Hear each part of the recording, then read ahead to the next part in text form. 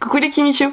Je suis vraiment ravie de vous retrouver aujourd'hui pour une vidéo, oui, enfin une vidéo sur la chaîne, puisque si vous n'avez pas suivi, j'ai eu la Covid récemment et forcément, bon bah j'ai été un petit peu couchée et alitée, puisque ce faisant c'est une maladie qu'on gère tous différemment puisque les symptômes ne sont pas les mêmes, mais avec une femme enceinte de 8 mois c'est autre chose. Il y a pas mal de challenges actuellement qui courent sur les différentes sphères et j'ai décidé cette année de ne pas participer au mois de la fantasy, simplement parce que bah, je lis de la fantasy déjà toute l'année, donc finalement le challenge n'est pas vraiment un challenge quelque part, c'est plus voilà mettre des livres dans une case.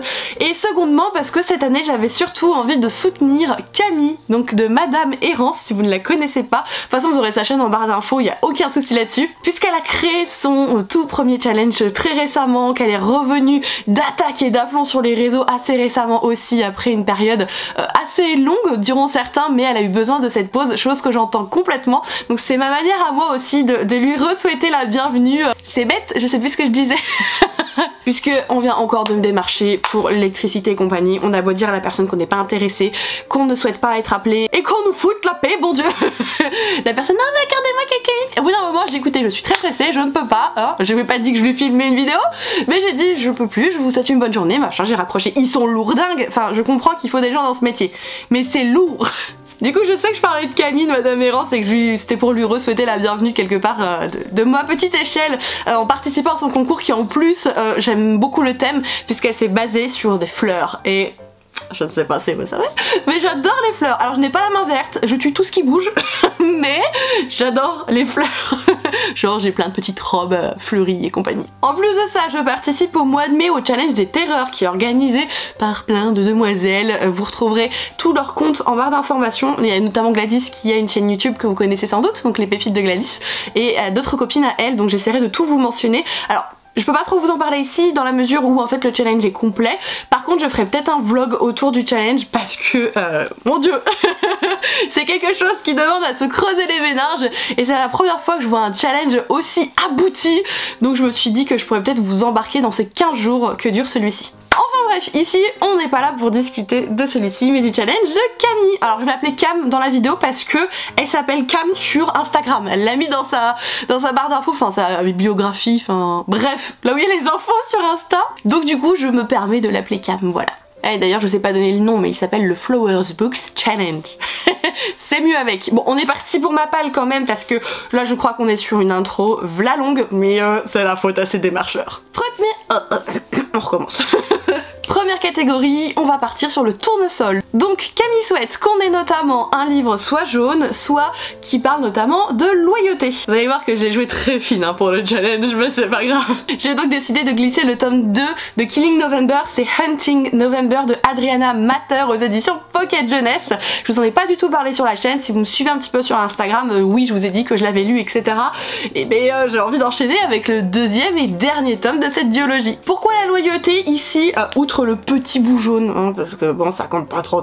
Simplement parce qu'en fait Killing November c'est l'histoire de November qui atterrit dans une académie et en fait cette académie est vraiment space dans la mesure où les cours qui sont justement prodigués aux élèves, et ben c'est genre le lancer de couteau, le poison etc.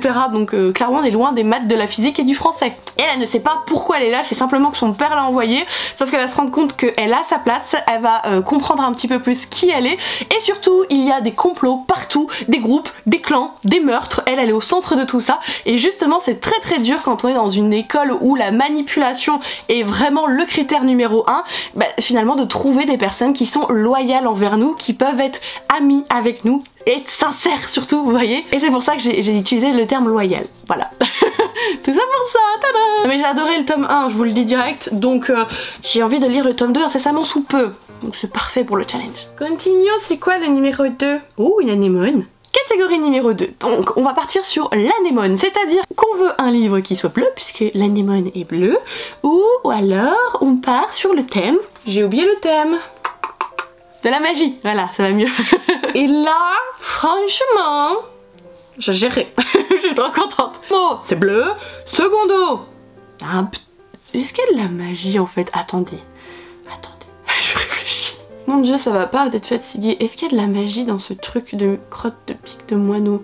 Non, il n'y a pas de magie. Il n'y a pas de magie, mais il est bleu. Et en plus, il me permet de finir la saga, puisque c'est le dernier tome d'Accords corrompus de Kelly Sinclair aux éditions Bookmark Collection Infinity. Non, non, non, je ne vais pas vous refaire un résumé. Je n'en peux plus des résumés d'Accords corrompus. Sincèrement, je n'arrête pas en ce moment. Donc si jamais vous ne savez pas de quoi ça parle, vous avez tous les liens en barre d'informations. Si vous voulez voir mes chroniques, vous les avez en plus sur Instagram. Vous avez tout partout. Voilà, faites-moi confiance. Si je vais au bout de la saga et que c'est un 4e tome, c'est que c'est quand même quelque chose de pas mal. On continue avec la fleur dite rose, la belle rose rouge. Donc du coup, soit on a un livre qui est rouge, soit Camille nous propose notamment de parler de beauté, voire de féminité. Et là, attention le micmac, le truc, vraiment. Pas dire qu'en fait j'ai choisi ce bébé. Alors je sais, j'ai dit que je n'essayais justement de limiter mes nouvelles sagas. But, c'est une des recommandations pour le challenge des terreurs dont je vous ai parlé tout à l'heure. Donc c'est très bien que je puisse le sortir de ma palle aussi. C'est une petite briquette quand même, mais bon c'est aux éditions Lumen alors ça se lit très bien. Ah d'ailleurs, vous pouvez peut-être savoir, c'est La couleur du mensonge de Erin Beatty, B-E-A-T-Y, Beatty, je crois. Et pourquoi j'ai décidé de la glisser outre les petites pétales de rose qui sont là et qui vont très très bien, c'est qu'en fait on parle dedans d'entremetteuses, donc de femmes qui trouvent justement pour les hommes des femmes à marier. Bah moi je trouve que ça représente quand même la féminité. Et puis on les juge sur leurs critères de beauté entre autres choses. Même si toute l'histoire ne va pas là-dessus, c'est quand même le point de départ, donc j'ai décidé que. Et c'est tout. Je relis pas tous les résumés parce que même si j'adore les publications de chez Lumen, leur résumé spoilant n'est pas très copain, vous voyez. Je me souviens, parce que je viens de le lire quand même un petit peu, hein, je vais pas faire genre, qu'on va suivre une demoiselle qui en fait n'a plus rien dans la vie, donc pour s'en sortir, elle va pas avoir d'autre choix que de trouver un bon parti lorsqu'elle va voir l'entremetteuse. Sauf qu'en fait elle échoue mais lamentablement. Mais lamentablement. Par contre, on lui propose autre chose, c'est de devenir elle-même entremetteuse, et du coup elle va devoir mettre son grain de sel dans les relations amoureuses et politiques justement. Donc c'est ça qui est assez intéressant. On est vraiment sur quelque chose avec des complots à la cour, au cœur de romances arrangées. Voilà, je trouve que c'est plutôt pas mal. C'est une trilogie terminée depuis pas mal d'années, voilà. Mais j'arrive toujours après la guéguerre, mais c'est pas grave. Il s'est recommandé dans le challenge des terreurs. Ça veut dire que c'est une des lectures préférées de la personne. C'est tout ce qui compte. Ah, là encore j'ai bisbissé, vous voyez. C'est-à-dire que là on barre sur la fleur du chrysanthème.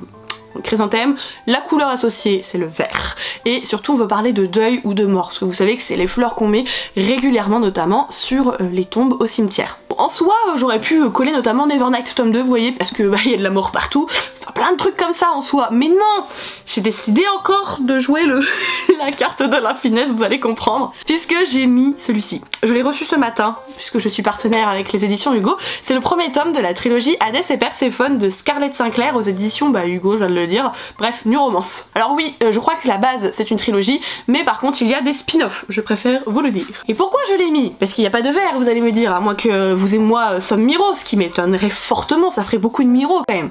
C'est surtout qu'en fait, ici c'est une réécriture du conte d'Hadès et Perséphone version moderne, c'est tout ce que je vous dirais, mais c'est Hadès, bordel, donc dieu des enfers, dieu de la mort et compagnie, donc sur le principe, le dieu des enfers, il recueille des âmes damnées, des choses comme ça. Donc si là on parle pas de mort, ou si ça entraîne pas des deuils, ce qui fait, c'est pas Hadès, non? Vous êtes pas d'accord? Moi je dis que ça match. Ah mais depuis le temps que je l'attendais celui-là, du coup je suis pas...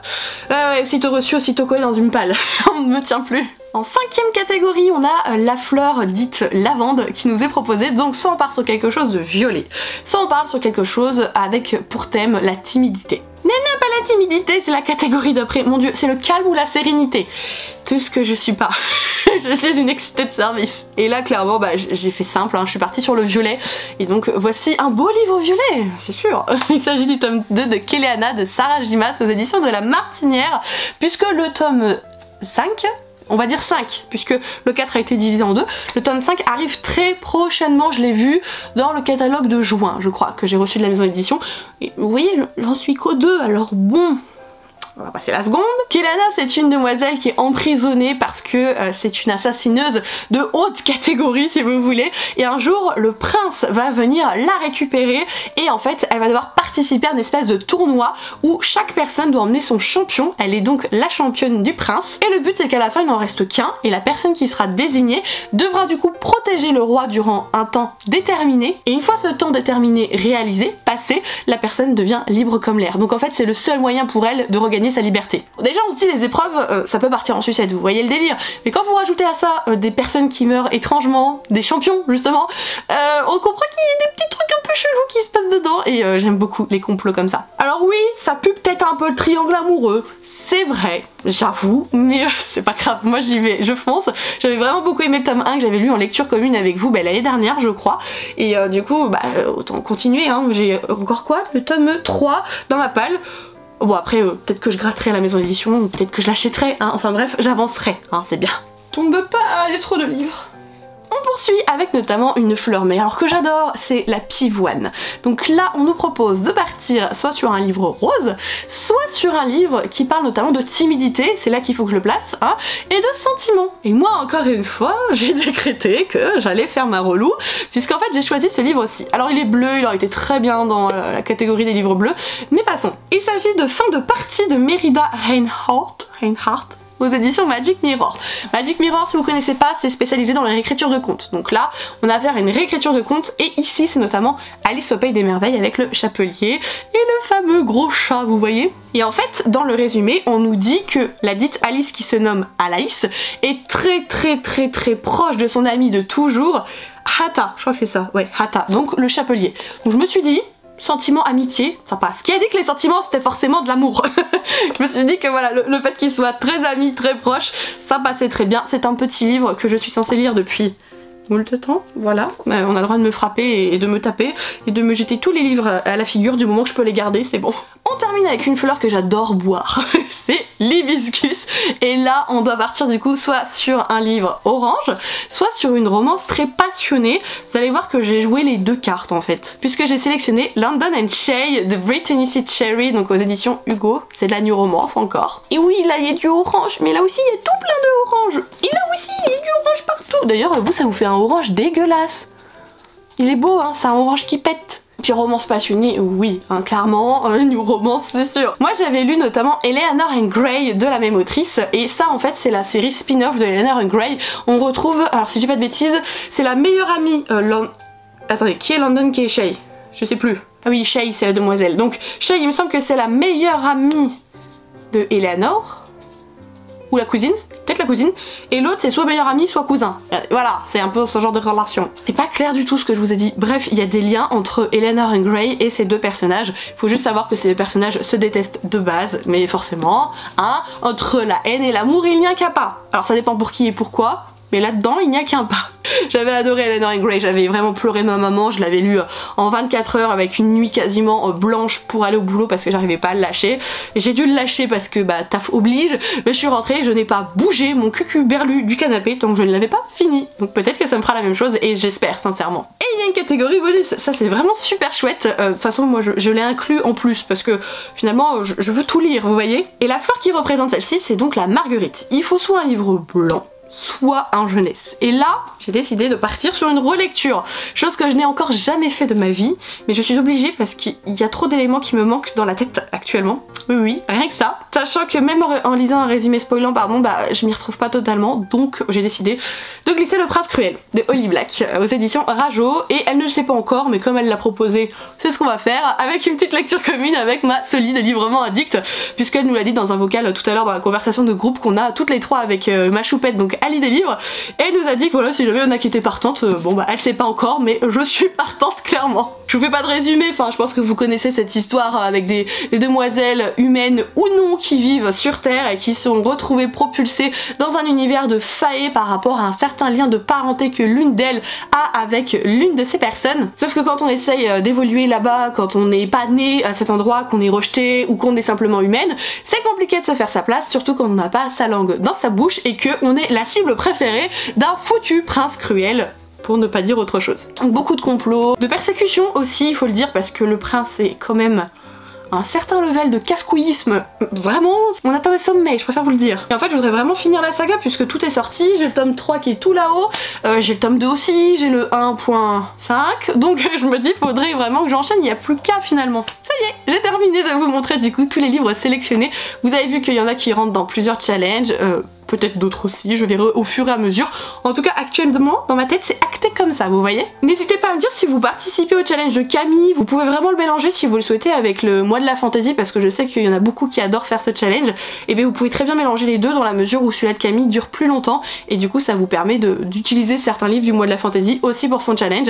Ce serait assez cool et puis de mon côté je vais partager aussi ça sur Instagram puisque je trouve son challenge vraiment sympa et si je peux la soutenir d'une certaine façon je le fais, donc ne vous en privez pas vous non plus. J'espère que vous aurez apprécié ce petit moment en ma compagnie. Je suis désolée, j'étais complètement zinzin dans cette vidéo mais ça me fait ça dans les journées, enfin soit je suis ramoumou du genou, je suis un gros loukoum, mais soit sinon je m'enjaille comme jamais, genre le chapelier, vraiment le chapelier zinzin et c'est tombé sur un petit moment un petit peu justement où j'étais folle, voilà. Je vous retrouve très prochainement dans une nouvelle vidéo les Kimichou, mais surtout d'ici là, prenez soin de vous, c'est vraiment important et faites de très belles lectures. Ciao tout le monde!